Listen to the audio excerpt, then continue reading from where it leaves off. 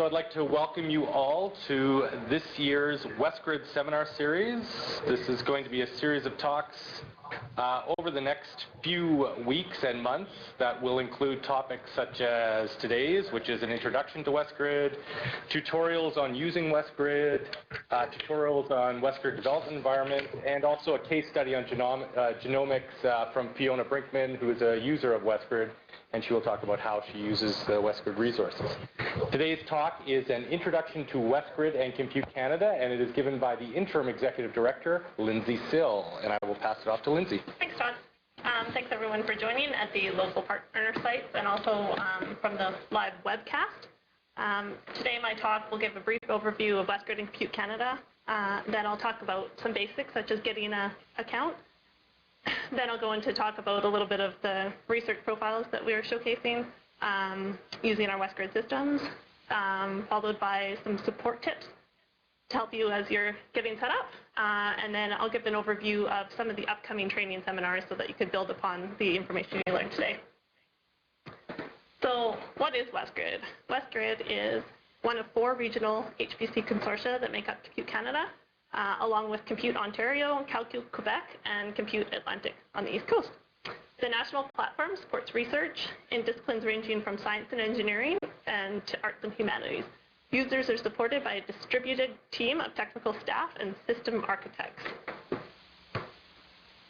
So WestGrid is one of Compute Canada's largest regional divisions, spanning 4 provinces, and includes 14 partner institutions, as you can see on the map here.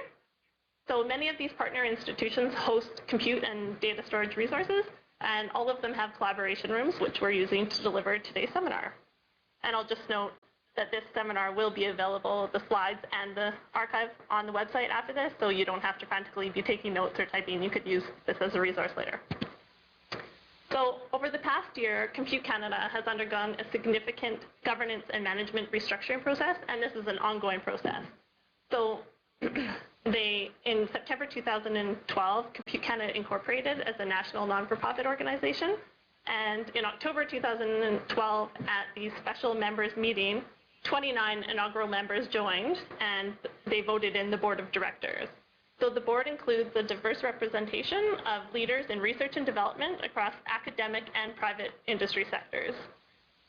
So CFI's Major Science Initiative, or MSI program, launched last year, and April 1st, 2012 marked the first day of the MSI program, which contributes to the operating and infrastructure costs of CFI-funded large-scale research facilities. Compute Canada was one of the 4 successful MSI-funded projects and received $30 million for the first 3 years of a 5-year program. So as part of the restructuring process, new staff members have been added to the Compute Canada management team. Jill Kwalchuk joined as the president and CEO in April of this year, and Jonathan Dursey joined as the interim CTO. So the Advisory Council on Research membership will be announced soon, and the purpose of the ACR is to advise, counsel, and guide the Compute Canada board on critical issues affecting the Canadian research community, and will be responsible for representing the interests of all disciplines and sectors. User needs survey will be released soon in the coming weeks, and it is for anyone in Canada that has research computing needs. So when you come across the survey, I welcome your feedback and input. So both the ACR and the user needs survey results will be used to provide input into the Compute Canada strategic plan, which is being developed currently. As well, last week, the 2014 resource allocation call for proposals went out. And the deadline is October 16th, but I'll discuss this further later in my presentation. So I just wanted to provide a few statistics that I find interesting and help you provide, or let you see the scope of this project and kind of compare WestGrid to Compute Canada. So there are 140 approximately highly qualified personnel and support staff spread across Compute Canada, which are funded by the MSI program, 40 of which are located in the West. These support personnel help nearly 5,000 active users for Compute Canada, and they are accessing infrastructure including over 170,000 compute cores and 20 petabytes of storage. with an annual operations budget of last year of $25 million. So more than 1,000 Compute Canada users from 475 project groups are currently using WestGrid systems, with approximately 100 new WestGrid users added each month. So in addition to the highly qualified support personnel, WestGrid also employs several central staff, including myself. They're distributed in nature, just like the equipment. I'm located here in beautiful Kelowna, BC, at UBC Okanagan. So in addition to myself, we have a part-time Chief Technology Officer who also has a cross appointment with his institution in Calgary. We have a Manager of Technical... Oh no. Sorry about that. Manager of Technical Operations. We have a Collaboration Coordinator, Todd, who introduced me. He's half-time, as well as a Visualization Coordinator and a Programmer Analyst. So although Compute Canada is supporting a large number of exciting research initiatives, I don't have time to talk about them all today, but I wanted to highlight a few of the examples of the research that we've supported over the last year. So in July 2013, McGill professor Dr. Alan Evans and his fellow colleagues on the International Big Brain Project announced they had completed the world's first high-resolution 3D digital model of the human brain. This used more than 6.2 million compute hours last year. Dr. Andrei Kovalenko is a nanoscience researcher at the University of Alberta, and he used our advanced computing resources to produce computationally intensive multi-scale models and simulations to reveal the structure, thermodynamics, and functions of nanosystems.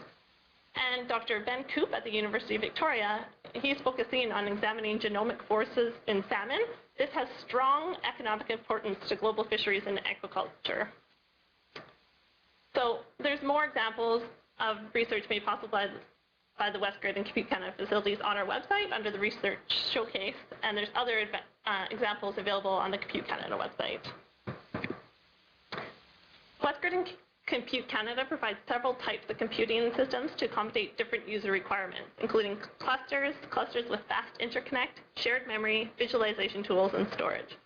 Users are matched with the resources that best fit their needs, not necessarily the ones that are closest to them. WestGrid is connected by high-performance networks so that users could access the best Compute Canada system that fits their needs regardless of where it's physically located. You can see a detailed overview of each of WestGrid's computing facilities on the website at westgrid.ca/support/systems. So getting an account, if you don't already have one, is a two-step process. Faculty at Canadian institutions, as well as those members that they sponsor at Compute Canada or at Canadian institutions, are eligible for accounts. First, a principal investigator must register with the Compute Canada database. Given that there are 4 regions providing high-performance computing facilities in Compute Canada, the database of researchers provides one access point for all the Compute Canada facilities, and this works to centralize information nationally. So once the PI has registered, he or she will receive a confirmation email notifying them that their account has been approved, and this usually takes 2 business days. The final approval email will also provide the PI with a CCRI number, which is a Compute Canada role identifier. Once the PI has received their CCRI, they can sponsor group members, such as external collaborators, students, postdocs, and research assistants, among others. Each group member also has to register with the Compute Canada database, but they do so using their PI's CCRI number. So all group members must be approved by their PI or sponsor, and then they'll receive an email requiring, or the sponsors receive an email requiring them to confirm each group member as they register. So step 2 is to apply for a WestGrid account through CCDB. So this is done by logging into your CCDB account, and under the My Account menu, selecting Apply for Consortium Account and clicking WestGrid in this case to apply for, complete your WestGrid registration process. So PIs that only want to sponsor individuals but don't need to log onto WestGrid systems only need to complete step 1 of the process. Step 2 is just if you're running on the different consortia systems. Security is very important to everyone because WestGrid is a shared environment. You need to be cognizant of security and privacy protocols. For example, we encourage you to use strong passwords for your account. And for security reasons, nobody at WestGrid will know your WestGrid password, and we encourage you not to share it with anyone else. If your password is hacked, the hacker gains access to our systems and could possibly hack them. So as a result, one of our main security measures is that passwordless SSH keys are not allowed. This year, we introduced a new feature that adds an extra level of security for instances when you forget your password. In the past, you had to phone and do it all manually, and now you could set up your password. And then when you forget your password, you've created 3 different security questions. So if you're prompted to answer these questions in the future when you're resetting your password, and you get 2 of the 3 wrong, you will be blocked from resetting your password online, and you will have to contact a WestGrid support team member by phone.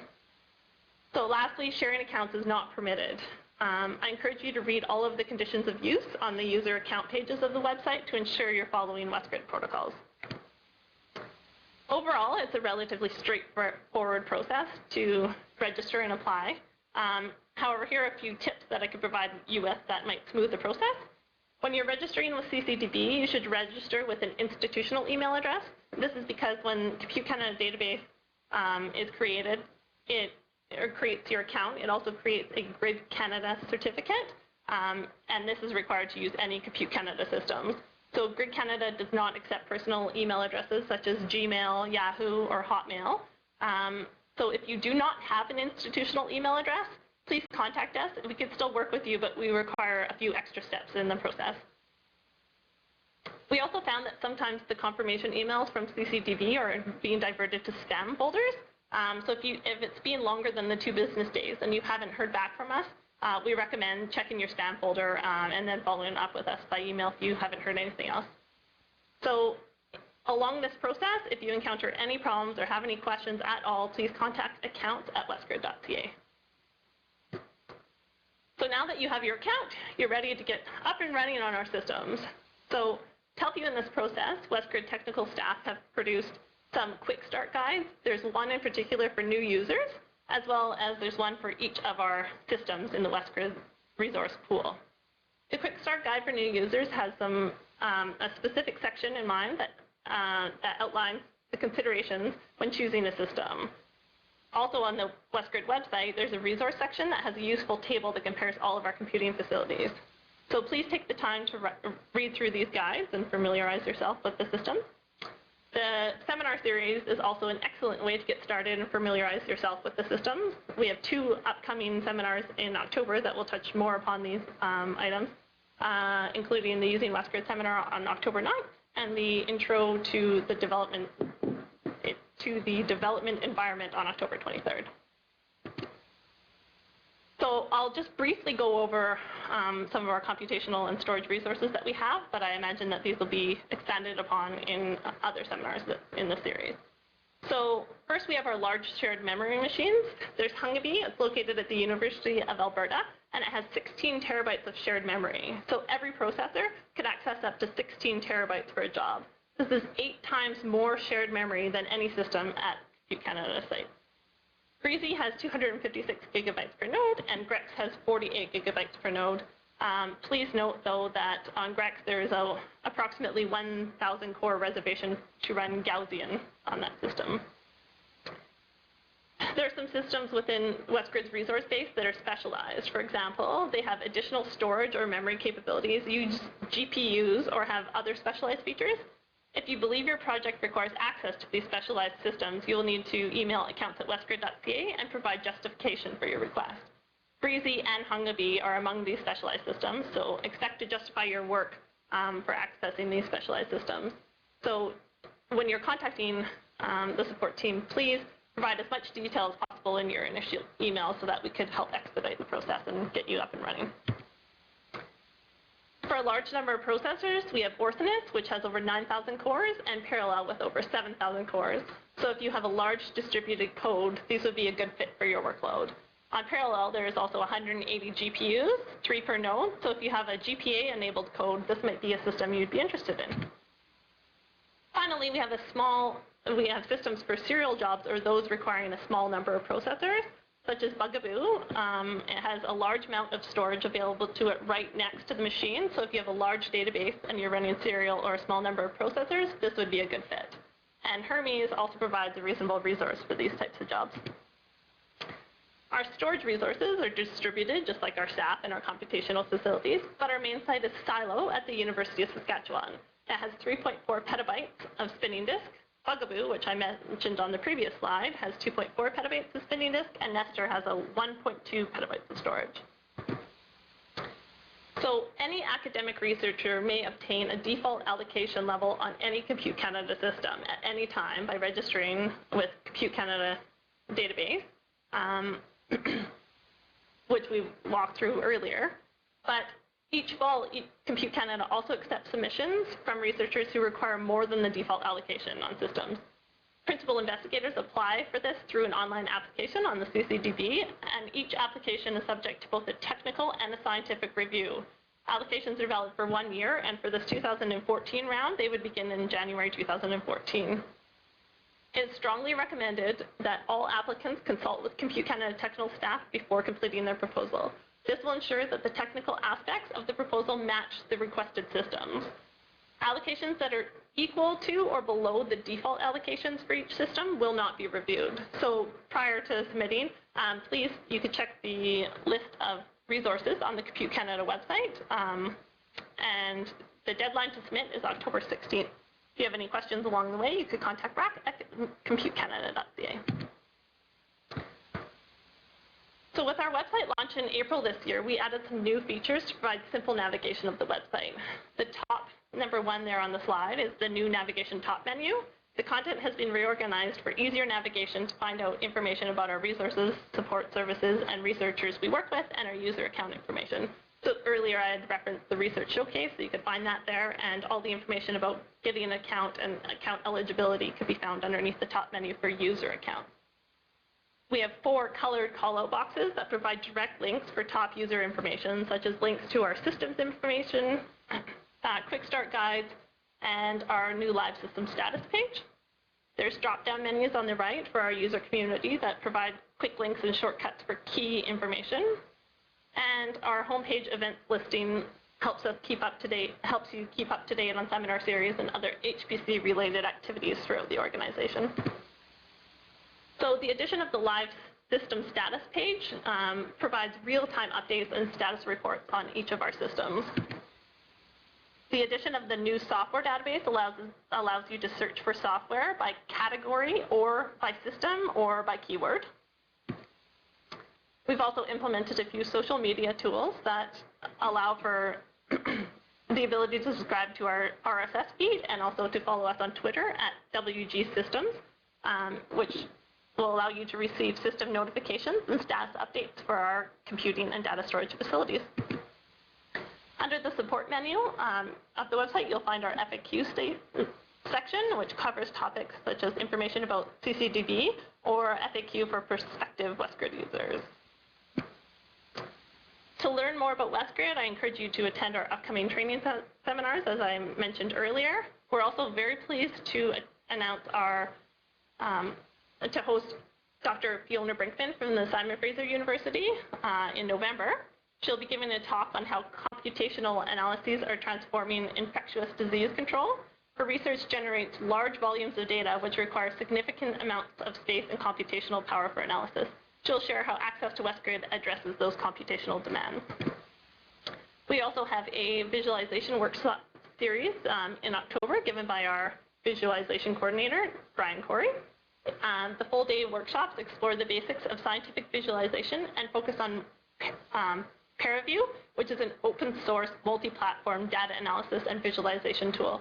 The workshops will be interactive and feature practical exercises using 1, 2, and 3-dimensional data sets. So there's one October 2nd at the University of Victoria and October 16th at the University of Manitoba, and I encourage you to attend. You can find out more information or RSVP at workshops@westgrid.ca. One quick update. You mentioned October 1st for the next WestGrid one. I think it's actually October 9th. It is 9th. Oh, sorry. Yep. Thanks, Todd. I meant to double check those. And the first Coast-to-Coast seminar series kicks off on October 1st with Dr. Ian Foster from the University of Chicago and Argonne National Labs. The theme for the semester for the Coast-to-Coast seminar, which I invite you to participate, is the science and technology of interdisciplinary collaboration. This is an exciting series this fall, as Coast-to-Coast will be celebrating its 100th session since 2005. So for a full list of WestGrid seminars and events, please visit our events page, and you could RSVP for these events at rsvp@westgrid.ca. You should also mark your calendar for the High Performance Computing Symposium. This is an annual multidisciplinary conference where Canada's research and HPC communities gather to exchange new tools, techniques, and research results. The conference website will be live in a couple days, I believe, and watch for the call for proposals. It's open to anyone using or studying the use of HPC to support research. It'll be happening on Canada's east coast in Halifax. So we're wrapping up here, but before you go, please take a few minutes to complete the evaluation forms that should be available at each site. If they aren't available, or if you're tuning in online, please visit the WestGrid homepage, and there will be a link to the evaluation form. Your input is valuable such that we could shape the content and the format of future seminars, and it also gives you a chance to sign up for our mailing list and to be entered to win an Apple Store gift card. So that's my presentation for today. I've ended quite early because I talk really fast. So that will give you an opportunity to stick around and talk to some of the WestGrid support personnel at your site. Also, I could try and answer a few questions, although depending on the level of detail, it might be more appropriate for the people at your site. So just quickly, can I have a show of hands in each room as to who the support personnel are, such that you could identify yourself so people know who to talk to? Great. Wonderful. And at any time, if you have any questions about your account, you could reach us at accounts@westgrid.ca or support@westgrid.ca for support-related issues such as systems or problems with running your code or whatnot.